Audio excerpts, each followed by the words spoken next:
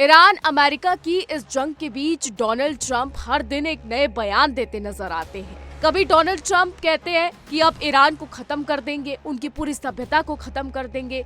अगले ही दिन Donald Trump आकर ये कहते हैं कि अभी 10 दिनों का सीज फायर है। और अब इन्हीं सब के बीच डोनाल्ड ट्रंप का एक और बयान फिर से सामने आया है। दरअसल अमेरिकी राष्ट्रपति डोनाल्ड ट्रंप ने कहा है कि वो पाकिस्तान का दौरा कर सकते हैं। हालांकि ये सब संभव होगा जब अमेरिका और ईरान के बीच किसी डील पर हस्ताक्षर हो। उन्होंने कहा कि अगर ईरान के साथ युद्ध खत्म करने के लिए कोई समझौता इस्लामाबाद में होता है तो वो वहां जा सकते हैं। उन्होंने ये भी दावा किया कि ईरान लगभग हर बात पर सहमत हो गया है। अमेरिकी राष्ट्रपति ने व्हाइट हाउस के बाहर पत्रकारों से बात करते हुए ये बातें कही। बता दें, ट्रंप ने कहा कि अगर इस्लामाबाद में कोई समझौता होता है तो मैं वहां जा सकता हूँ। इस दौरान उन्होंने ईरान के साथ बातचीत में मध्यस्थ की भूमिका निभाने के लिए पाकिस्तान के प्रधानमंत्री शहबाज शरीफ और पाकिस्तानी आर्मी चीफ आसिम मुनीर की जमकर तारीफ। फील्ड मार्शल ने बहुत बढ़िया काम किया है, पाकिस्तान के प्रधानमंत्री भी बहुत बढ़िया रहे हैं, इसलिए मैं वहां जा सकता हूं। वो चाहते हैं कि मैं वहां जाऊं। तो ये शब्द है अमेरिकी राष्ट्रपति डोनाल्ड ट्रंप के। और ये कोई पहली बार नहीं है जब पाकिस्तान के प्रधानमंत्री और फील्ड मार्शल की डोनाल्ड ट्रंप इस तरीके से तारीफ कर रहे हैं।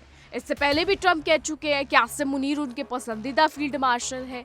हालांकि हर कोई जानता है कि पाकिस्तान कितना दोगला है। हर कोई जानता है कि अमेरिका सिर्फ अपने हित साधने जानता है और यहाँ भी अमेरिका वही कर रहा है। बता दें, ट्रंप ने इस दौरान ईरान को लेकर नर्म रुख अपनाया और दावा किया कि वो अपने संवर्धित यूरेनियम को सौंपने पर सहमत हो गया है।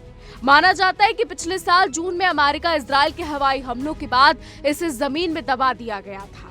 ट्रंप का जोर ईरान के साथ ऐसे समझौते पर है जिसके तहत तेहरान पर अपना परमाणु कार्यक्रम वो छोड़ दे। ट्रंप ने कहा, हम देखेंगे कि क्या होता है, लेकिन मुझे लगता है कि हम ईरान के साथ समझौता करने के बहुत करीब है। उन्होंने ये भी कहा कि वो अमेरिका और ईरान के बीच युद्ध विराम को बढ़ा सकते हैं जो अगले सप्ताह खत्म होने वाला है। 14 दिन के युद्ध विराम 22 अप्रैल को समाप्त होने वाला है, लेकिन ट्रंप ने कहा कि समझौते के लिए समय सीमा को और आगे बढ़ाया जा सकता है। साथ ही कहा कि हो सकता है उन्हें ऐसा करने की जरूरत ही ना पड़े। बता दें, राष्ट्रपति ट्रंप का यह भी कहना है कि मुझे लगता है कि अभी हमारी बातचीत बहुत सफल तरीके से चल रही है और संकेत दिया कि जल्द ही कोई बड़ी सफलता मिल सकती है।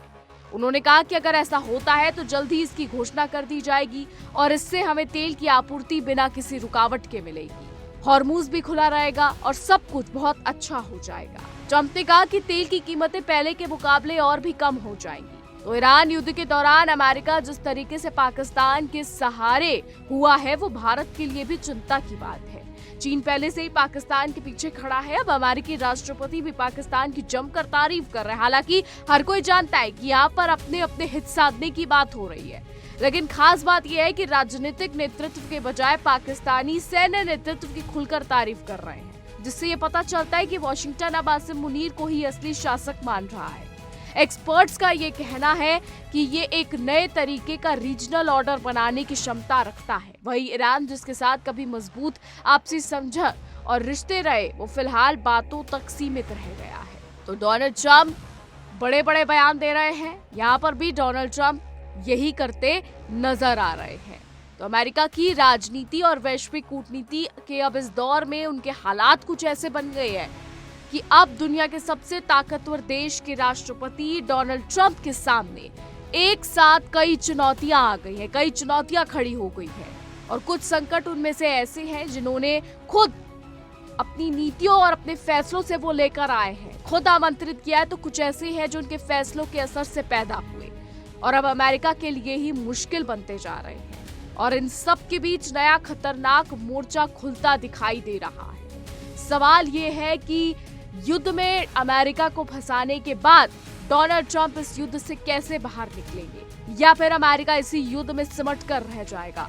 वहीं पाकिस्तान को लेकर भी ट्रंप की तारीफें कम नहीं है, लेकिन पाकिस्तान और सऊदी अरब के बीच भी कुछ पक रहा है, क्योंकि दोनों के बीच रक्षा समझौते हो रहे हैं, कुछ दस्तावेज भी लीक हुए हैं। जिस वक्त अमेरिका और ईरानी अधिकारियों के बीच इस्लामाबाद में शांति समझौते पर बैठक चल रही थी, उस वक्त सऊदी अरब ने अचानक ये खुलासा कर दिया कि पाकिस्तानी वायुसेना के लड़ाकू विमान और दूसरी सैन्य संपत्ति रियाद पहुंची है। सऊदी ने यह भी बता दिया कि ये सैन्य तैनाती रियाद और इस्लामाबाद के बीच पिछले साल हुए एक रक्षा समझौते का नतीजा है। इस समझौते को अब मौजूदा क्षेत्रीय युद्ध और सऊदी अरब ने सैन्य में ऊर्जा ठिकानों पर ईरान के कई हमलों के बीच सक्रिय कर दिया गया है। तो यहाँ पर ये बड़ा सवाल उठता है कि एक तरफ ट्रंप पीस की बात करते हैं तो दूसरी तरफ उनके ही सहयोगी देश आपस में डिफेंस डील कर रहे हैं। एक तरफ डोनाल्ड ट्रंप ये कहते हैं कि अगर कोई हस्ताक्षर होता है, पीस डील पर साइन होता है तो फिर शायद ये युद्ध रुक जाएगा और मैं पाकिस्तान जा सकता हूँ। वही पाकिस्तान और सऊदी में डिफेंस डील हो रही है। क्या ये ईरान से बचने के लिए हो रही है या फिर अमेरिका पहले ही अपने सहयोगी देशों को ये कह चुका है कि आप तैयार हो जाइए, हम किसी भी वक्त हमला कर सकते हैं। हालांकि सवाल कई सारे हैं और सवाल ये भी है कि खाड़ी में जो हालात इस वक्त बने हुए हैं क्या वो आगे जाकर ठीक होंगे। खाड़ी में जिस तरीके से चीजें हो रही हैं क्या वो आगे चलकर सुधर जाएंगे या फिर खाड़ी से वो युद्ध की आंधी उठेगी जिसके बारे में किसी ने सोचा भी नहीं होगा। बड़ा सवाल ये है कि ट्रंप आगे क्या करेंगे और अगर ट्रंप ने सीज फायर कर लिया तो फिर इजराइल इसको किस तरीके से लेगा, क्योंकि नेतन्याहू ये साफ कहते नजर आते हैं कि ईरान उसकी संप्रभुता के लिए बहुत बड़ा खतरा है, क्योंकि ईरान हिजबुल्लाह और हमास जैसे तत्वों को फंडिंग करता है, उनकी मदद करता है। तो ऐसे में इजराइल का रुख क्या होगा ये भी देखना होगा। बहरहाल आने वाला समय बताएगा कि खाड़ी के क्या हालात होंगे। फिलहाल हमारी आज की रिपोर्ट में बस इतना ही। क्या कुछ राय है आपकी इस पर, क्या कुछ सोचते हैं, कमेंट के जरिए जरूर बताइएगा। और ऐसी देश और दुनिया की तमाम बड़ी खबरें जानने के लिए देखते रहिए इंडिया डेली। देखिए इंडिया डेली 24/7 अब आपकी स्मार्ट टीवी पर। इंडिया डेली मौजूद है सभी डिजिटल प्लेटफॉर्म पर लाइव और लगातार। इंडिया डेली 24/7 हर दिन राष्ट्र को समर्पित।